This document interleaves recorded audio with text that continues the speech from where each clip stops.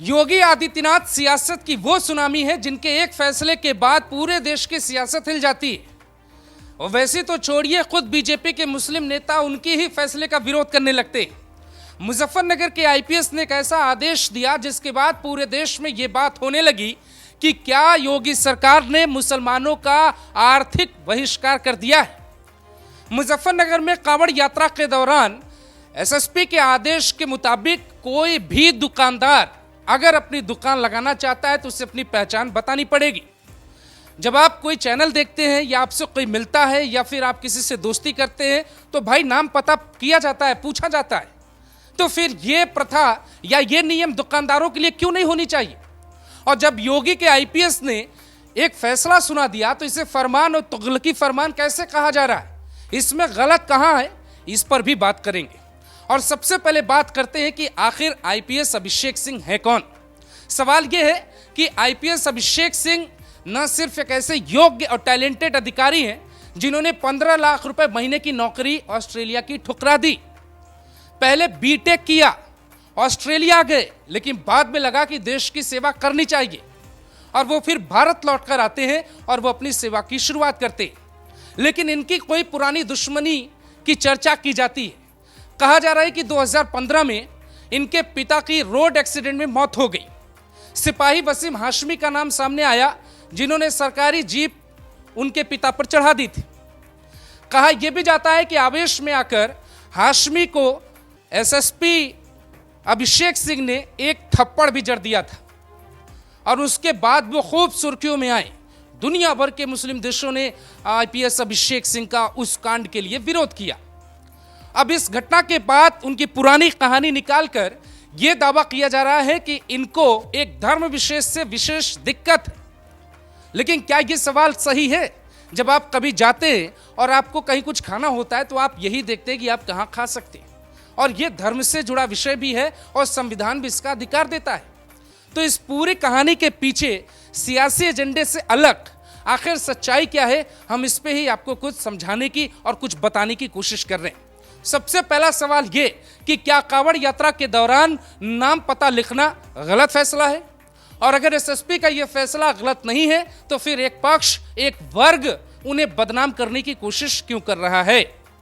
IPS अभिषेक के फैसले के बाद सहारनपुर के डीआईजी अजय साहनी ने भी इस फैसले को लागू करवा दिया और उसके 24 घंटे बाद यह कहा जा रहा था कि उत्तर प्रदेश की सरकार इसे वापस ले लेगी क्योंकि मोदी सरकार में शामिल एनडीए में बैठे कुछ नेता इसका विरोध कर रहे हैं।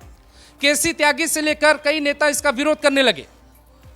लेकिन सवाल ये नहीं, सवाल ये है कि जब देश में कोई नई परंपरा या कोई नया आदेश शुरू किया गया तो उसे गलत कहने वाले के पास तर्क क्या है।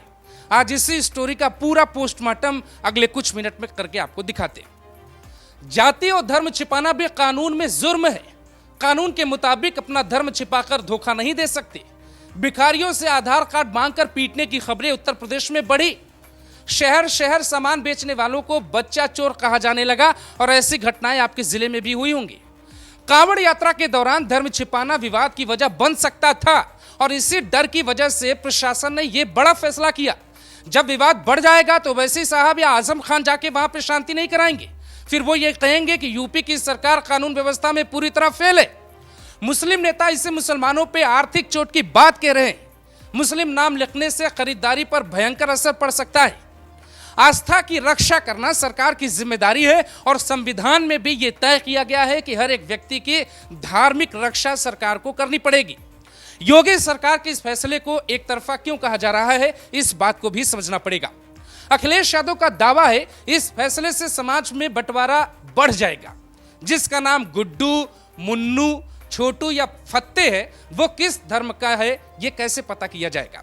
तो यूपी पुलिस ने यह साफ कर दिया कि कैसे हम नाम का पता करेंगे। ये यूपी में सलीम ढाबे के नाम, ये जो ढाबा है ये सलीम ढाबा है। इसकी फोटो आज आपके सामने है।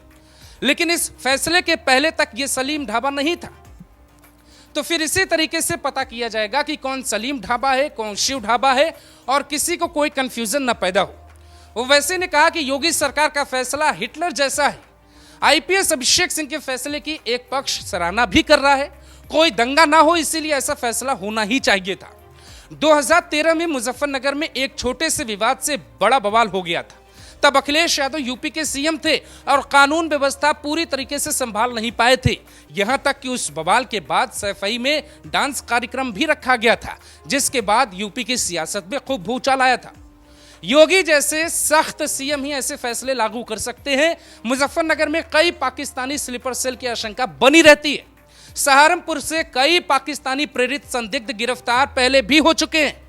विदेशी ताकतों को कमजोर करने के लिए योगी सरकार का यह बेबाक फैसला है, और जिनको लगता है कि यह सिर्फ कांवड़ यात्रा में मुसलमानों के लिए लागू किया गया फैसला है, उनके दिमाग का भ्रम भी निकालने का वक्त आ गया है।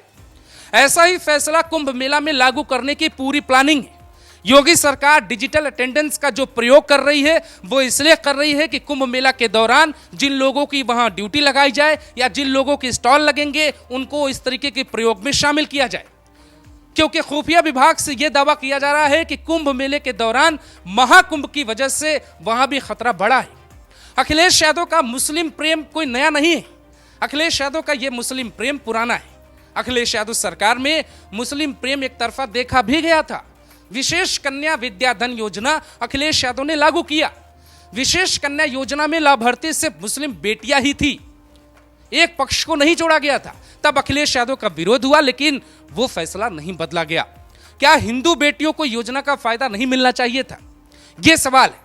आप योगी सरकार के या आईपीएस अभिषेक सिंह के फैसले की आलोचना तब कर सकते हैं जब कुंभ मेले के दौरान आपको इस तरीके की नीति देखने को ना मिले। तब ऐसा कहा जा रहा है कि पश्चिम में बहुत हलचल है और उस हलचल को कंट्रोल करने के लिए सरकार ने सख्त फैसले लिए।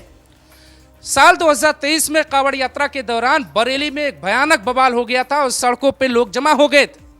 उस वक्त ये कहा जा रहा था कि कांवड़िया मनमानी करते हैं, लेकिन इन्हीं सब वजहों को रोकने के लिए योगी सरकार का यह आदेश है। इसकी देश भर के एक पक्ष के लोग आलोचना कर रहे हैं, जबकि दूसरा पक्ष ये कह रहा है कि यह बिल्कुल सही फैसला है और योगी सरकार ने सभी जिलों के लिए आदेश दे दिया है।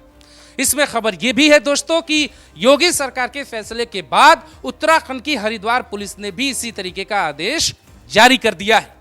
आने वाले दिनों में यह फैसला हर राज्यों में भी कई राज्यों में लागू होता आपको दिखाई दे सकता है, क्योंकि यह एक पुराना विवाद है और इस विवाद को खत्म करने के लिए एक सख्त फैसले की जरूरत थी।